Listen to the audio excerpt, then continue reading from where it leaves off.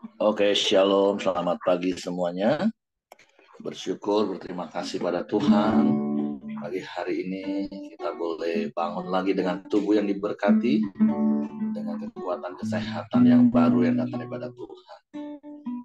Bersyukur buat kemurahan Tuhan yang terus Tuhan nyatakan dalam hidup kita.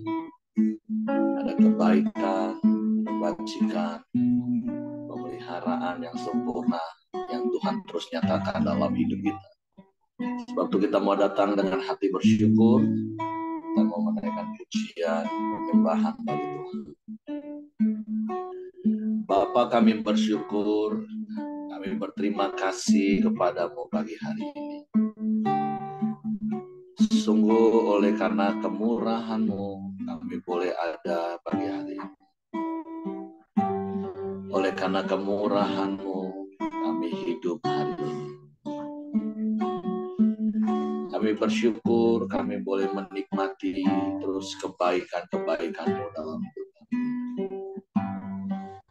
Kami bersyukur, kami boleh terus merasakan kasih dan anugerah yang berlimpah dalam hidup kami. Sebab itu pagi hari ini kami mengangkat hati kami, mengangkat suara kami, mengangkat tangan kami, mengangkat wajah kami, memuji, menyembah, meninggikan, mengagungkan nama-Mu. Sebab Engkau Allah yang layak dipuji, Engkau Allah yang layak disembah.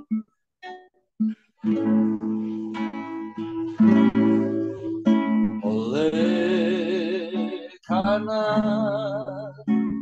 kemurahan Tuhan, ku ada sampai hari ini.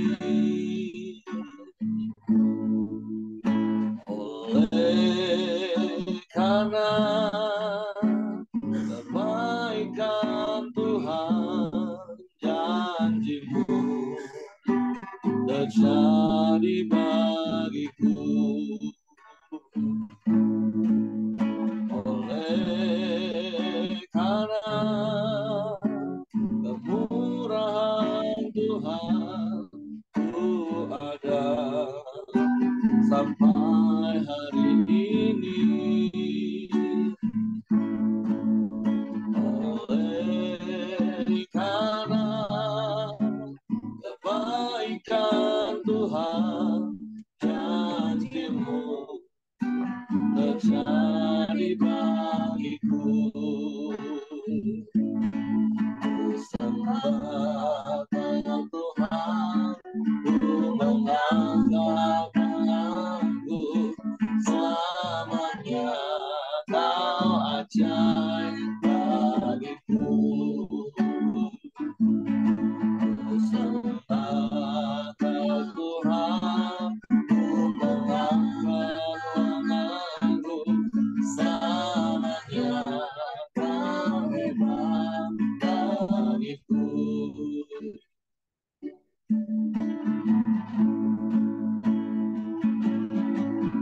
Oleh karena kemurahan Tuhan, ku ada sampai hari ini. Oleh karena kebaikan Tuhan, janji-Mu terjadi bagiku. Ku sembah Tuhan, ku mengangkat tanganku, selamanya Kau ajaib bagiku. Ku sembah Tuhan, ku mengangkat wajahku, selamanya Kau hebat bagiku. Sekali lagi katakan, oleh karena kemurahan Tuhan. Oleh karena kemurahan Tuhan, ku ada sampai hari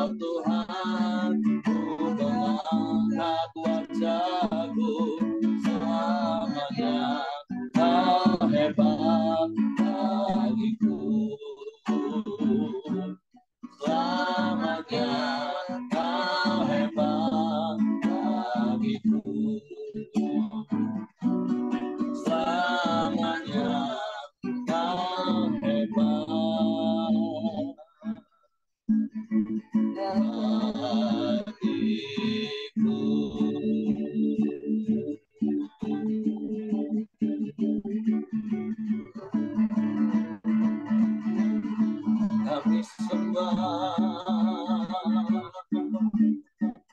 kami puji Engkau, sebab karena kemurahan-Mu kami ada hari ini. Karena kebaikan-Mu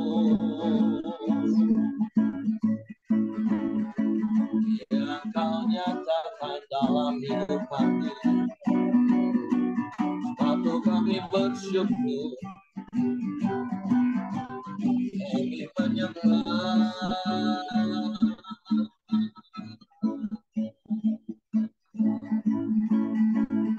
kami tinggikan nama-Mu, kami puji, kami sembah, kami muliakan nama-Mu. Oh Yesus, Yesus, Yesus Tuhan, terpujilah nama-Mu, terpujilah nama-Mu.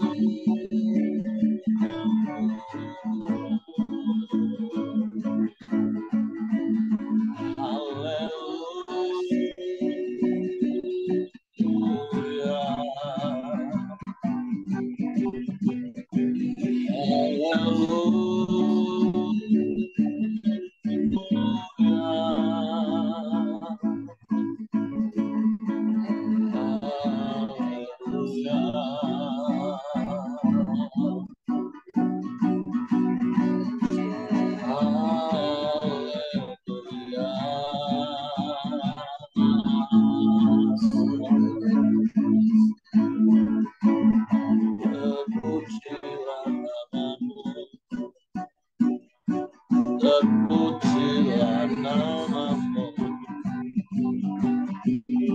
Yesus.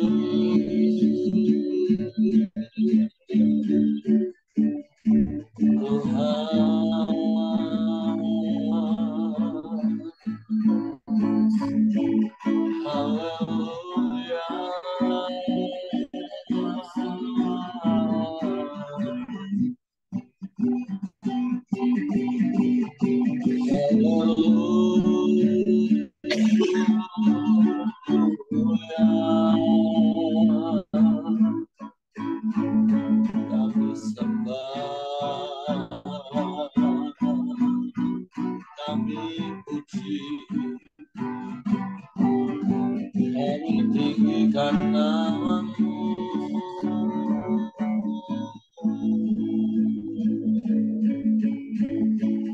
Kami muliakan Engkau, kami agungkan Engkau.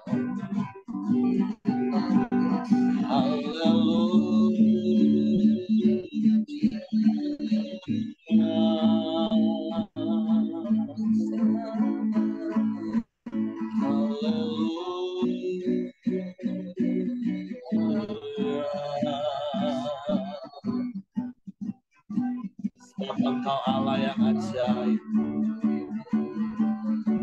sebab Engkau Allah yang dahsyat, Engkau Allah yang luar biasa. Tiada yang seperti-Mu, tiada yang lain, hanya Engkau.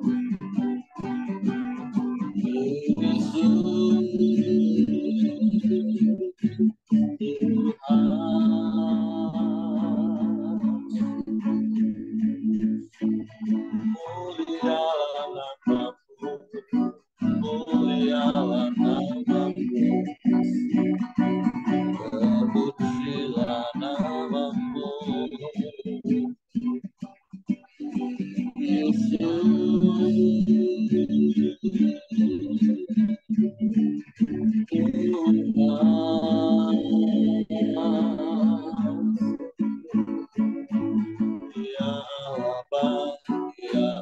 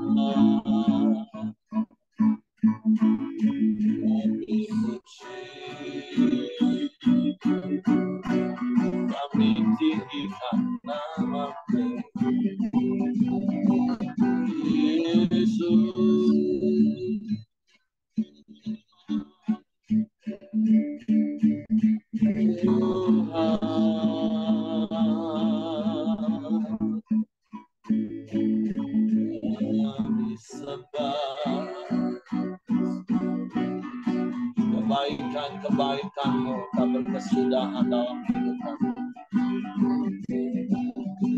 Kau nyatakan, Kau limpahkan, Kau Bapa yang mengasihi kami, dan Kau yang peduli akan hidup kami, sehingga Kau perhatikan kami. Kau jagai kami seperti biji mata-Mu. Waktu kami aman di dalam-Mu, kami tenang bersama-Mu. Haleluya, haleluya, haleluya.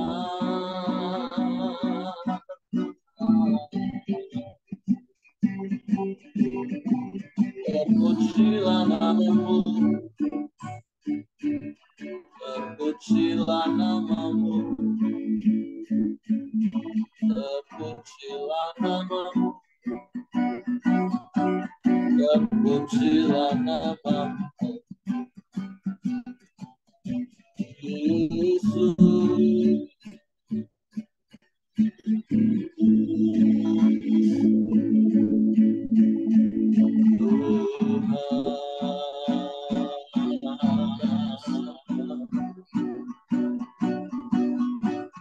Haleluya, haleluya, haleluya,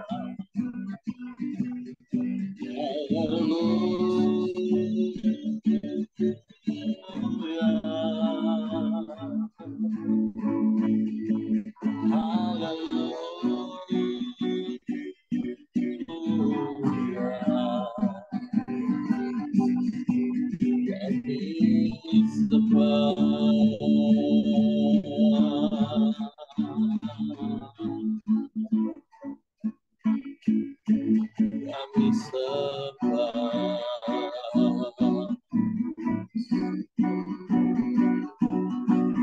Tiada yang seperti-Mu, tiada yang lain, hanya Engkau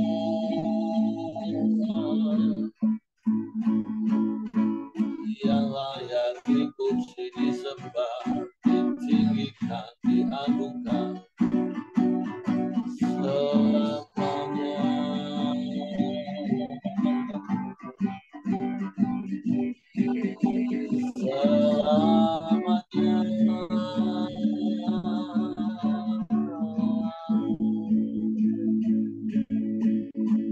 Haleluya, haleluya, haleluya. Engkau baik, sungguh baik, Kau sangat baik, Kau selalu baik, selamanya Kau baik. Tiada yang seperti-Mu, tiada yang lain, hanya Engkau. Hanya padamu hati kami percaya, hanya padamu.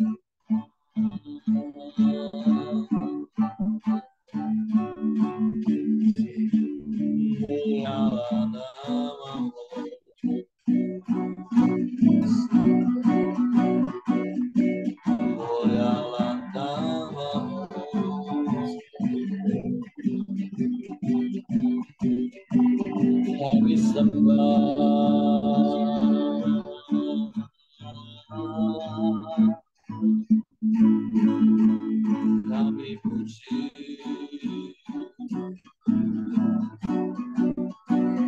sebab kemurahan-Mu yang Kau nyatakan dalam hidup kami, dan kebajikan-Mu yang mengikuti kami seumur hidup kami. Sebab Engkau gembala yang baik bagi kami. Engkau yang menjaga hidup kami. Engkau yang menuntun langkah kami. Engkau yang selalu menyegarkan jiwa kami, sehingga kami terus bersuka cita di dalam-Mu, Tuhan.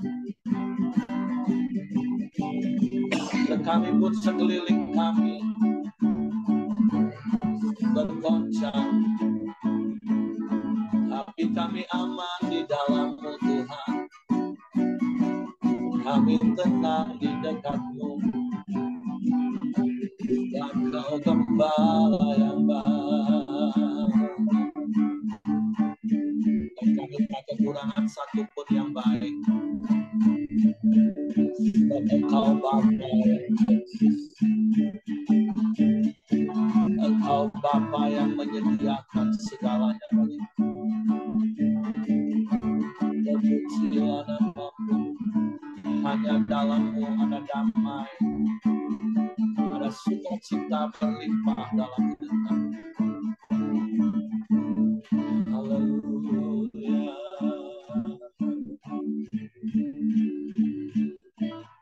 Kau gembalaku, takkan takut. Kau menuntunku untuk kemuliaan-Mu. Walaupun ku berjalan di lembah gelap, ku takkan takut.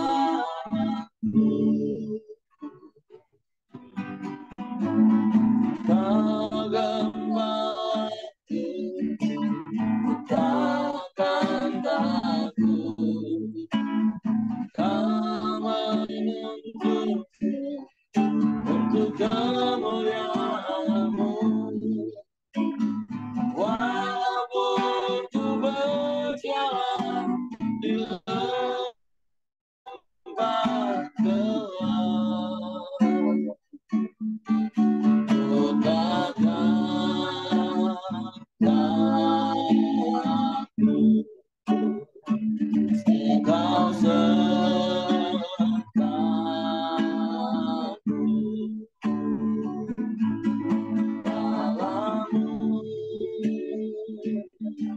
Damaiku,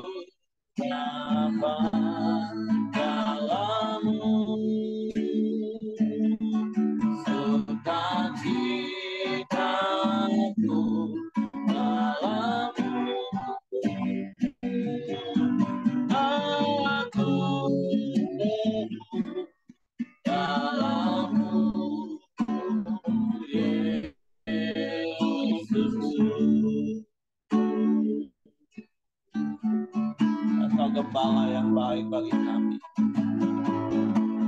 Kau gembalaku, ku takkan takut.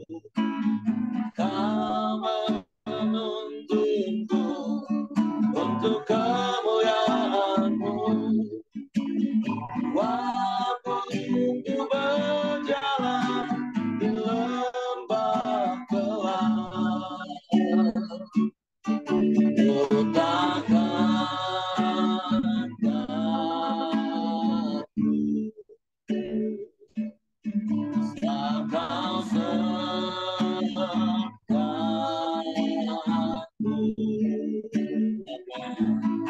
Dalam-Mu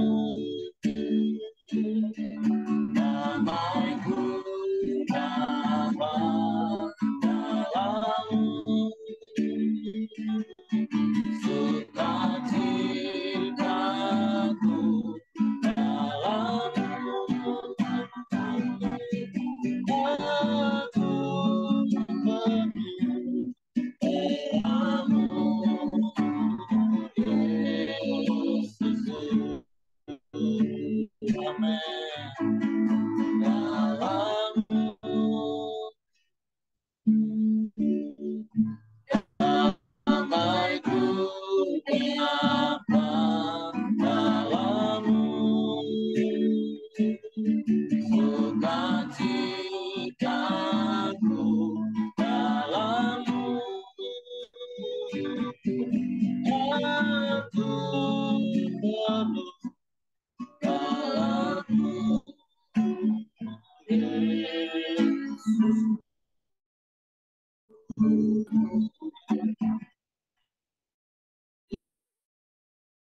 Yesus, dalam-Mu Yesus. Hanya dalam-Mu kami rasa damai. Hanya dalam-Mu ada sukacita berlimpah. Hanya di dalam-Mu kami rasa tenang dan tentram. Sebab Engkau gembala yang baik bagi kami. Engkau yang menuntun langkah kami. Engkau yang menyegarkan jiwa kami. Kami bersyukur, kami berterima kasih. Sebab Engkau baik bagi kami.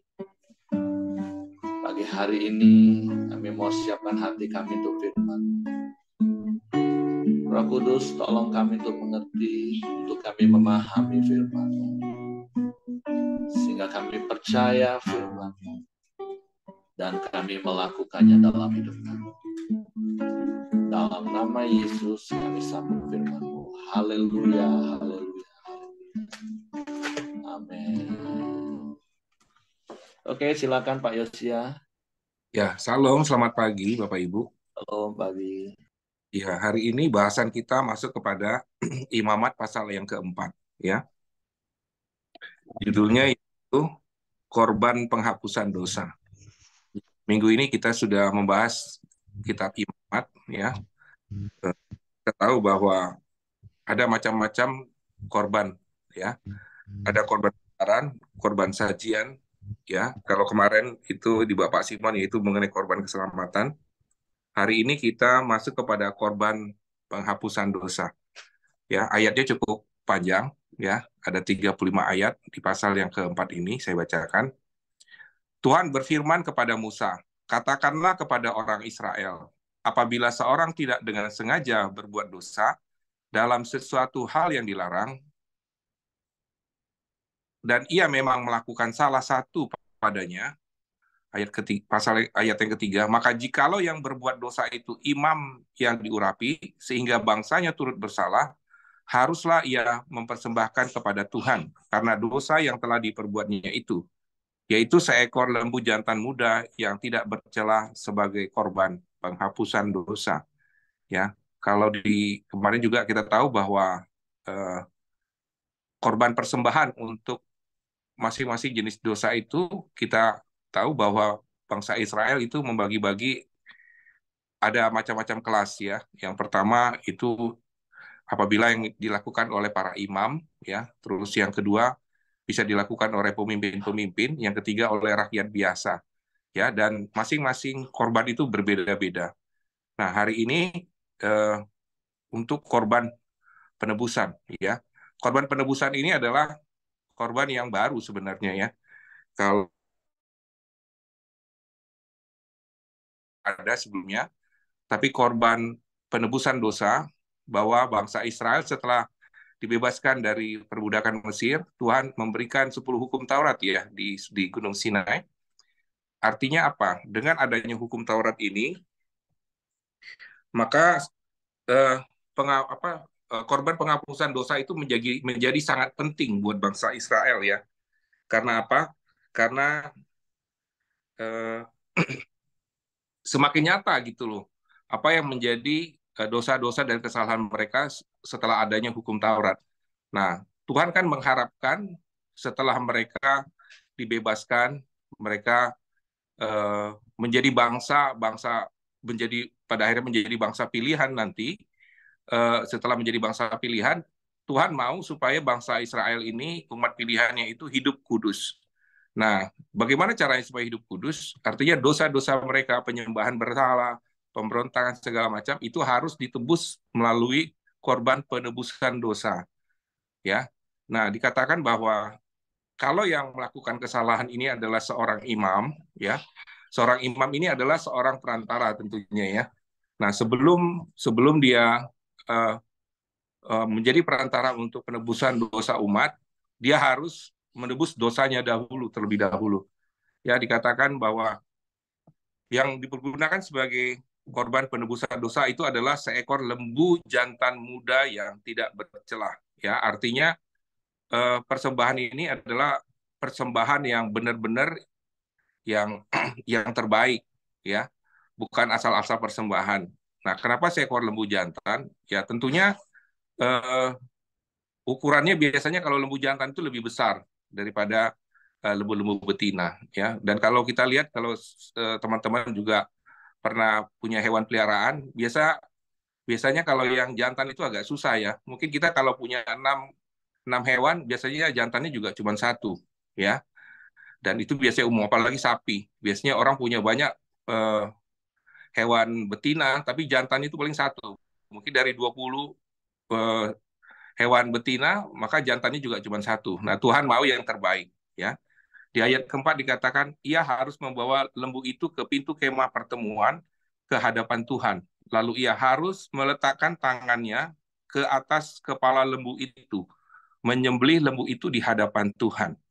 Ayat yang kelima, imam yang diurapi itu harus mengambil sebagian dari darah lembu itu lalu membawanya ke dalam kemah pertemuan.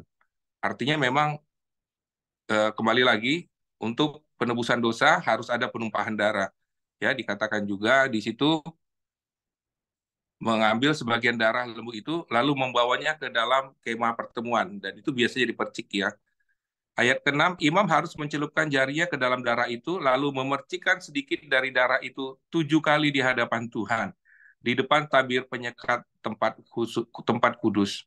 Kemudian imam itu harus membubuh sedikit dari darah itu pada tanduk-tanduk mezbah pembakaran ukupan dari wangi-wangian yang ada di hadapan Tuhan di dalam kemah pertemuan. Dan semua darah selebihnya harus dicurahkan kepada bagian bawah mezbah korban bakaran yang di depan pintu kemah pertemuan. Ayat ke-8, segala lemak lembu jantan korban penghapusan dosa itu harus dikhususkan dan lembu itu yakni lemak. Sorry ya.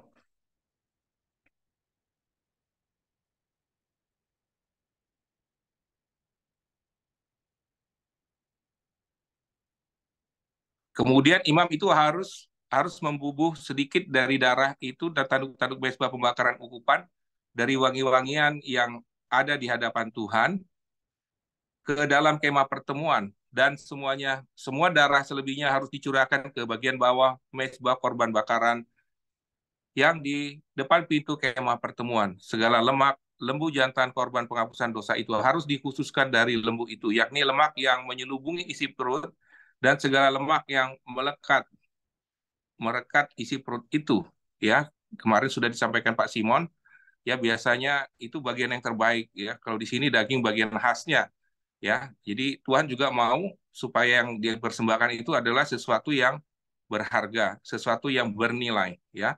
Dan lagi kedua buah pinggang dan lemak yang melekat padanya, yang ada pada pinggang, dan umbai hati harus dipisahkan beserta buah pinggang itu.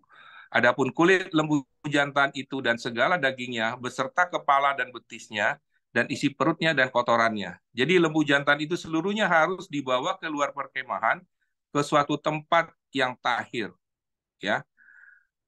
Di tempat pembuangan abu, dan lembu itu harus dibakar sampai habis di atas kayu api, ya, di tempat pembuangan abu.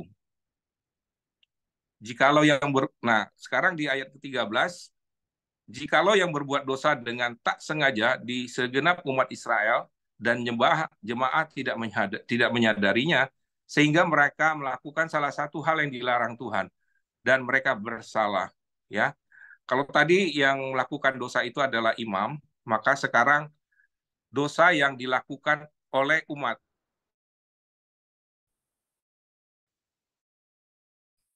ya, dosa aja, ya. Kenapa di sini disebut secara spesifik dosa yang tidak sengaja? Ya, eh, banyak sebenarnya dosa-dosa yang seperti kita juga, ya, kita anggap dosa-dosa yang kita tidak tahu, dosa yang ini kita anggap itu eh, bukan sesuatu masalah, ya. Nah, tapi sebenarnya kalau buat Tuhan, dalam firman Tuhan dikatakan dosa adalah dosa, ya. Tidak ada istilahnya ya sudah nggak usah lah, ya, karena ini dosa kecil dosa besar, nggak, semuanya sama. Baik, di sini justru dibilang dosa yang tidak sengaja pun Tuhan tetap perhitungkan, ya. Artinya dosa itu pun harus dilakukan penebusan, ya, melalui korban penebusan ini, ya, melalui korban korban penebusan dosa, ya. Nah, apa aja yang harus mereka lakukan apabila yang melakukan dosa itu adalah umat? Ayat ke-14 dikatakan, apabila dosa yang diperbuat mereka itu ketahuan, haruslah jemaah itu mempersembahkan seekor lembu jantan muda sebagai korban penghapusan dosa, ya. Jadi sama seperti di ayat yang ketiga tadi, kalau yang melakukan dosa itu imam, maka yang dipersembahkan sebagai korban penebusan itu adalah seekor lembu jantan yang muda, ya. Lembu itu harus dibawa mereka ke depan kemah pertemuan, ya. Lalu para umat harus meletakkan tangan mereka, ya, maksudnya tua-tua itu mewakili seluruh umat, mereka harus sama-sama meletakkan tangan mereka di atas kepala lembu jantan yang mau dipersembahkan itu, ya. Dan lembu itu harus disembelih di hadapan Tuhan, ya. Jadi memang kalau eh, pekerjaan seorang imam itu sebenarnya berat juga, ya, karena kalau kita baca di firman Tuhan ini, imam itu harus jadi kayak tukang jagal, ya, setiap hari harus menyembelih, banyak sekali yang disembelih, ya. Jadi kalau pernah ke apa eh, kolam Bethesda, ya, itu kan memang tempat penyembelihan, ya, tempat penyucian. Jadi kalau hewan-hewan itu datang mau dipersembahkan, seorang imam itu harus menyembelih sendiri, begitu, ya. Memang dia dibantu, tapi kayaknya nggak bisa diwakili. Tetap dia harus ada menyembelih hewan-hewan itu. Dan itu ukurannya memang harus imam yang melakukannya. Di ayat ke-17 dikatakan imam harus mencelupkan jarinya ke dalam darah itu dan memercikkan 7 kali di hadapan Tuhan di depan tabir. Kemudian dari darah itu harus dibubuhkan sedikit tanduk-tanduk mezbah yang di hadapan Tuhan di dalam kemah pertemuan. Dan semua darah selebihnya harus dicurahkan kepada bagian bawah mezbah korban bakaran di depan pintu pertemuan. Dan segala lemak harus dikhususkan dari lembu itu dan dibakar di atas mezbah. Begini harus diperbuat dengan lembu jantan itu seperti yang diperbuat dengan lembu jantan korban penghapusan dosa. Demikian harus diperbuatnya dengan lembu itu. Dengan demikian imam itu mengadakan perdamaian bagi mereka sehingga mereka menerima pengampunan. Jadi langkahnya itu nggak bisa langsung langkah kedua. Jadi harus imam dulu mempersembahkan untuk dirinya sendiri, terus dilanjutkan untuk umat, ya. Jadi 2 kali ini pekerjaannya. Dan haruslah ia membawa lembu jantan itu keluar perkemahan lalu membakarnya sampai habis seperti ia membakar lembu jantan yang pertama. Itulah korban penghapusan dosa untuk jemaah. Nah, terus di ayat ke-22, siapa saja yang melakukan perbuatan dosa yang Nah, tidak disengaja itu dikatakan, jikalau yang berbuat dosa itu adalah seorang pemuka yang tidak dengan sengaja melakukan salah satu hal yang dilarang Tuhan, ya, selain pemimpin di sini ada lagi yang namanya pemuka, ya, jika mereka melakukan kesalahan. Jadi, jikalau dosa yang diperbuatnya itu diberitahukan kepadanya, haruslah ia membawanya sebagai persembahan seekor kambing jantan yang tidak bercela, ya. Kalau yang pertama, kedua itu adalah eh, sapi jantan yang muda. Nah, kalau yang melakukan kesalahan yang tidak disengaja ini adalah seorang pemuka, yang dipersembahkan itu ukurannya adalah nggak bisa ditawar, ya, itu seekor kambing jantan yang tidak bercela, ya. Lalu haruslah ia meletakkan tangannya ke atas kambing itu dan menyembelihnya di tempat yang biasa orang menyembelih korban bakaran di hadapan Tuhan. Itulah korban penghapusan dosa. Ayat 25, kemudian haruslah imam mengambil bagian dengan jarinya sedikit dari korban penghapusan dosa itu, lalu membubuhkannya pada tanduk-tanduk mezbah korban bakaran. Darah sehingga haruslah dicurahkan kepada bagian bawah mezbah korban bakaran. Tetapi segala lemak harus dibakar di atas mezbah, seperti juga lemak keselamatan. Dengan demikian, iman mengadakan perdamaian bagi orang itu karena dosanya, sehingga ia menerima pengampunan. Nah, di ayat ke-27, siapa lagi yang melakukan kesalahan dosa-dosa itu yang harus memerlukan dosa penebusan, yaitu jikalau yang berbuat dosa dengan tidak sengaja adalah seorang dari rakyat jelata dan melakukan salah satu hal yang dilarang Tuhan sehingga ia bersalah. Maka jikalau dosa yang telah diperbuatnya diberitahukan kepadanya, haruslah ia membawanya sebagai persembahan karena dosa yang telah diampuninya, yaitu seekor kambing betina yang tidak bercela. Ya, kalau kita baca itu lebih kurang sama ayat 28 sampai dengan ayat yang ke-35, ya. Jadi kalau yang melakukan kesalahan itu adalah rakyat biasa, maka korban persembahannya yang distandarkan itu adalah seekor kambing betina muda, ya. Kalau korban-korban bakaran sajian itu kemarin ada yang cukup dengan burung terkukur, ya. Kalau saya ukuran untuk orang yang kurang ekonominya kurang baik, ya. Tapi kalau untuk korban persembahan ini nggak ada burung, ya. Itu minimal kambing betina. Ya, kalau kita lihat apa sebenarnya sih maknanya dari firman Tuhan pada pagi hari ini, ya. Korban penebusan ini, ya, tadi sudah saya sampaikan, ya, memang ini khusus dan ini adalah hal yang baru, ya, sejak mereka menerima 10 perintah Tuhan, hukum Taurat. Dan ini adalah satu-satunya korban persembahan yang mungkin nggak ada di bangsa-bangsa lain, ya. Kalau korban bakaran semua ada, ya, tapi hanya di eh, orang Yahudi, bangsa pilihan ini ada yang namanya korban penghapusan dosa. Karena dengan adanya perintah Tuhan semakin nyata kesalahan-kesalahan mereka, tapi mungkin buat bangsa-bangsa lain, buat agama-agama lain itu tidak ada yang namanya 10 perintah atau aturan, sehingga tidak ada yang harus dilanggar mereka. Jadi nggak perlu buat bangsa-bangsa lain itu penghapusan dosa, hanya ada pada bangsa pilihan saja. Ya, dan itu sangat spesifik dan sangat khusus sekali.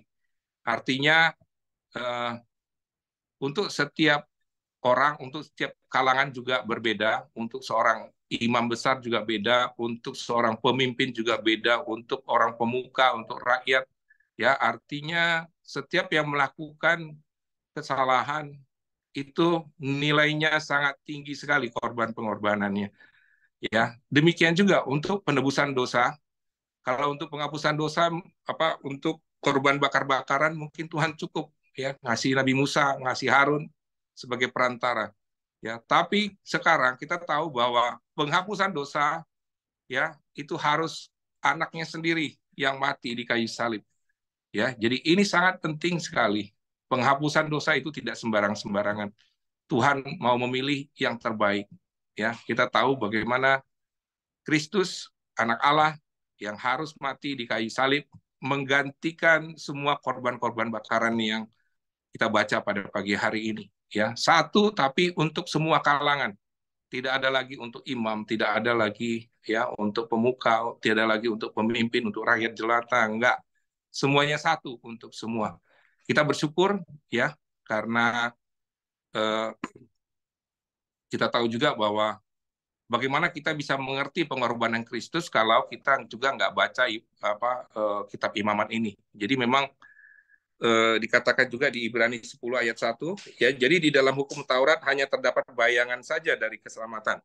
Ya, kita bisa mengerti tentang karya keselamatan Tuhan ketika kita membaca di dalam Perjanjian Lama.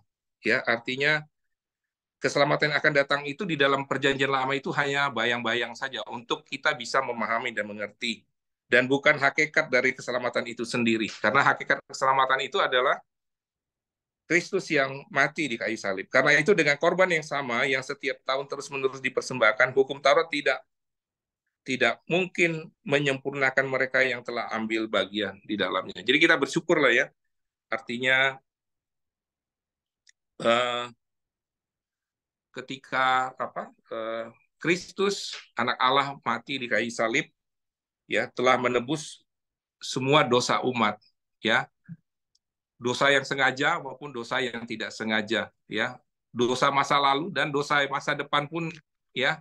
Kalau kita setiap hari minta penghapusan dosa kita menerima Kristus di dalam kehidupan kita, ya, ada janji keselamatan yang Tuhan berikan. Ya, jadi tapi bagaimana respon kita sekarang? Kita sudah menerima itu sebagai kasih karunia, ya. Respon kita hanyalah cuma mengakui dosa kita di hadapan Tuhan, ya, karena pengorbanan Kristus di kayu salib, ya, untuk menebus dosa-dosa kita, ya, di hadapannya, dan harus setelah itu seperti yang Tuhan harapkan, bahwa Tuhan mengharapkan supaya kita hidup kudus, ya. Jadi hal yang lain lagi tadi yang saya sudah sampaikan, bahwa penebusan Kristus itu sekali untuk selama-lamanya, ya. Mungkin itu Pak Heri yang bisa saya sharingkan pada pagi hari ini. Saya serahkan ke Pak Heri. Oke, terima kasih untuk Pak Yosia yang sudah menyampaikan firman Tuhan, menjabarkan dari apa yang kita baca dari Imamat pasal 4 ini.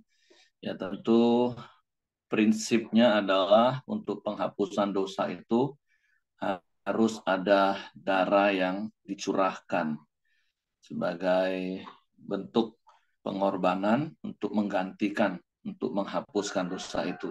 Dan tentu kalau di Imamat pasal 4 seperti yang Pak Yosia tadi katakan, itu ada tingkatan-tingkatan, karena memang semakin tinggi jabatan seseorang, tentu semakin besar pengaruh dan dampak hidupnya. Sehingga kalau sampai dia salah ngajar, tentu yang bersalah bukan cuma dia, tapi semua orang yang mendengar pengajarannya dan melakukan hal yang sama. Nah, berbeda kalau dengan pribadi, ya dampaknya hanya pribadi. Makanya seperti Pak Yosia tadi, di kitab Imamat ini ada jenjang, ada perbedaan. Tapi sama juga seperti apa yang Pak Yosia tadi katakan, ya bersyukur di dalam perjanjian baru, kita ada korban, yaitu anak domba Allah, yang dapat menghapus semua jenis dosa. Siapapun berdosa, seperti Yohanes 1 ayat 29 katakan, lihatlah anak domba Allah yang menghapus dosa seluruh isi dunia. Bahkan seperti bahasa Pak Yosia tadi, dosa sebelum, dosa masa lalu, bahkan dosa yang akan datang. Sehingga 1 Yohanes 1 ayat 9 katakan, jika kita mengaku dosa kita, maka ia adalah setia dan adil, sehingga dia akan tetap dapat mengampuni. Artinya kalau di perjanjian lama, di imamat kan, nanti kalau imamnya berbuat dosa lagi, ya harus potong lagi. Kalau yang lain berbuat dosa, ya lembunya harus potong lagi. Kambing jantan atau betinanya harus potong lagi. Mencurahkan darah lagi. Tetapi kita bersyukur di dalam Kristus, firman Tuhan katakan Ibrani, dia sudah masuk sekali dan itu untuk selama-lamanya. Nah, jadi mari kita bersyukur, tentu sebagai rasa syukur kita karena pengorbanan Tuhan, jangan sampai kita juga salah mengerti dan menyalahgunakannya.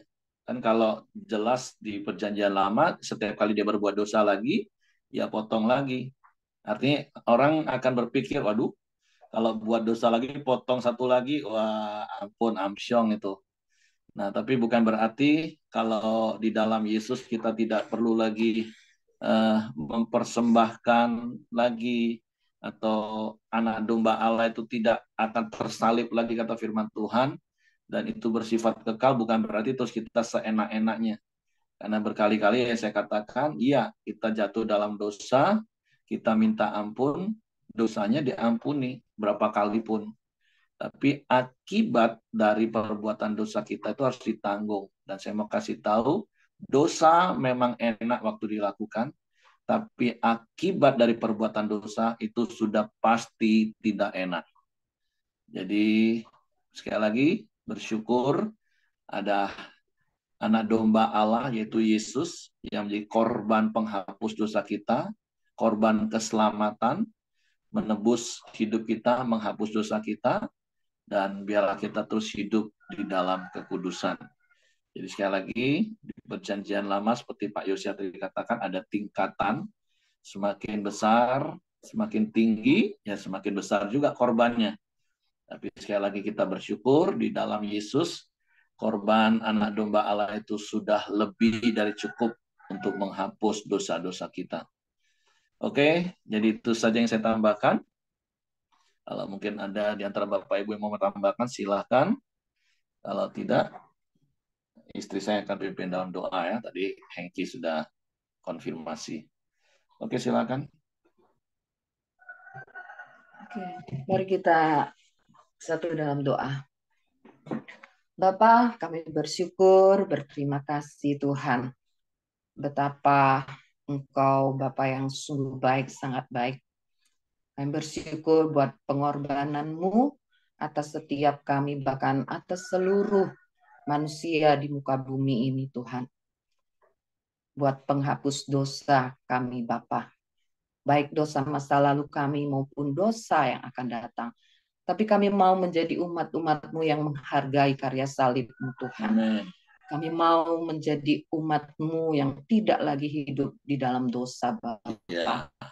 Tapi kami mau terus mengerjakan keselamatan yang sudah Engkau beri dalam hidup kami. Untuk kami menjaganya Bapa, untuk hidup di dalam kekudusan.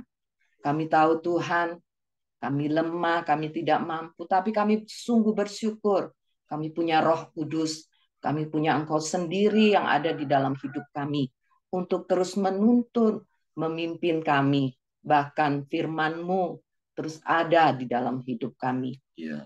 Terima kasih Bapak yang baik, terima kasih buat pagi hari ini Tuhan. Kami masih boleh bersama-sama bersekutu, kami masih boleh bersama-sama memuji, muliakan Engkau. Biarlah melalui hidup kami Bapa, teruslah Engkau pakai kami menjadi alat-Mu, mendatangkan kemuliaan bagi nama-Mu. Kami menyerahkan setiap kami Tuhan, yang Koramdio pada pagi hari ini Bapa. Biarlah hidup kami Tuhan, Engkau pertemukan kami dengan orang-orang yang membutuhkan Engkau Bapa. Sehingga melalui hidup kami juga Tuhan, banyak jiwa-jiwa yang dimenangkan bagi Engkau. Kerajaan-Mu semakin diperluas Tuhan, bahkan di kota Jambi ini. Bapa, pada kesempatan pagi hari ini Tuhan, kami juga tetap mau berdoa Tuhan, buat teman-teman kami Bapa. Kami mau berdoa buat keluarga Edison Tuhan. Kami mau berdoa juga buat Diki Tuhan. Ketika firman-Mu sudah disampaikan Bapa, kami sungguh sangat percaya Tuhan. Firman-Mu tidak akan kembali dengan sia-sia. Roh Kudus akan bekerja di hati setiap orang-orang yang sudah mendengarkan firman-Mu Tuhan. Mari biarlah karunia itu juga melawat hidup mereka Bapa. Engkau jamah hati mereka, Engkau lembutkan hati mereka, sehingga kesempatan ini mereka boleh terima dan mereka boleh mengakui bahwa Engkau adalah Tuhan dan Juru Selamat atas hidup mereka. Kami menyerahkan keluarga ini ke dalam tangan kasih kuasa-Mu di dalam nama Tuhan Yesus. Kami juga tetap berdoa buat Helmi Tuhan. Biarlah apa yang dialaminya pada saat ini Tuhan. Yang terlebih penting Bapa, dia juga boleh mengenal Engkau sebagai Tuhan dan Juru Selamat. Biarlah juga ada kesempatan Bapa dia mengalami perjumpaan pribadi dengan Engkau Tuhan. Ada belas kasihan-Mu atas hidupnya Bapa. Engkau yang menjamahnya Tuhan, menjamah hatinya, menjamah sakit penyakitnya di dalam nama Yesus. Sehingga apa yang dialaminya saat ini Tuhan, membawa dia untuk lebih mengenal Tuhan dan mengetahui Tuhan penyembuh. Engkau Allah Yehova Rafa, Engkau Allah penyembuh di dalam nama Yesus. Terima kasih Bapak yang baik, terima kasih. Kami juga berdoa Tuhan buat rencana pemuritan di Pelita Community Tuhan untuk Pasutri Bapak. Kami berdoa biarlah Tuhan apa yang menjadi program gereja ini Tuhan bisa dapat terlaksana. Kami juga berdoa biarlah setiap umat-Mu, mereka juga boleh menyiapkan hati mereka, menyiapkan diri mereka untuk mau Tuhan. Mereka mau dipakai Bapak, setiap keluarga mau dipakai untuk memulihkan keluarga-keluarga yang ada. Kami berdoa biarlah setiap tim kerja yang ada boleh mempersiapkan diri Tuhan. Bahkan boleh menjadi teladan. Sehingga program ini tidak hanya sekedar program Bapak dari gereja, tetapi benar-benar Tuhan dapat dilakukan, dapat dikerjakan. Sehingga melalui setiap rumah tangga dari umat-Mu Tuhan, boleh menjadi teladan dimanapun mereka boleh berada. Berkati Tuhan, berkati program ini Bapak di dalam nama Yesus. Terima kasih Bapak yang baik, terima kasih. Kami juga tetap menyerahkan, berdoa, melepaskan berkat atas bangsa kami Indonesia Tuhan. Biarlah damai sejahtera-Mu Tuhan, ketentraman, kesejahteraan mengalir kepada bangsa kami. Kami berdoa buat pemimpin bangsa kami Bapak Presiden, beserta pemerintahan yang ada saat ini Tuhan. Engkau yang memberkati. Jayalah Indonesia senantiasa dan boleh semakin terkenal di mata dunia. Engkau melimpahi dengan sumber daya alam yang ada. Bahkan Engkau memberkati dan dapat dipakai untuk kesejahteraan bangsa ini di dalam nama Yesus. Kami juga menyerahkan rencana pemilu Tuhan. Biarlah kami boleh tetap mengakui, kami boleh tetap percaya bahwa pemerintahan ini adalah datangnya daripada Engkau. Semuanya baik. Kami mau tetap percaya semuanya baik Tuhan. Di dalam nama Yesus. Terima kasih Bapak, terima kasih. Kami mengucap syukur buat pagi hari ini Tuhan. Dan kami percaya setiap doa, permohonan kami, Engkau yang menjawabnya. Engkau yang menjadi sumber segalanya di dalam setiap kehidupan kami. Terpujilah nama-Mu, di dalam nama Tuhan Yesus kami berdoa. Mari kita satu di dalam doa Bapa kami. Bapa kami yang di surga, dikuduskanlah nama-Mu, datanglah kerajaan-Mu, jadilah kehendak-Mu, di bumi seperti di surga. Berikanlah kami pada hari ini makanan kami yang secukupnya, dan ampunilah kami akan kesalahan kami, seperti kami juga mengampuni orang yang bersalah kepada kami. Dan janganlah membawa kami ke dalam pencobaan, tetapi lepaskanlah kami daripada yang jahat. Karena Engkaulah yang punya kerajaan dan kuasa dan kemuliaan sampai selama-lamanya. Amin. Sekali lagi Bapak, kami mau bersyukur untuk karya keselamatan yang Kau berikan kepada kami. Sesuatu yang berharga, sesuatu yang sangat bernilai di dalam kehidupan kami. Biarlah kami boleh melakukan apa yang sudah kami terima ini ya Bapa, memberitakan kabar baik kepada orang-orang yang membutuhkan kasih karunia-Mu, kepada orang-orang yang membutuhkan berita kabar keselamatan.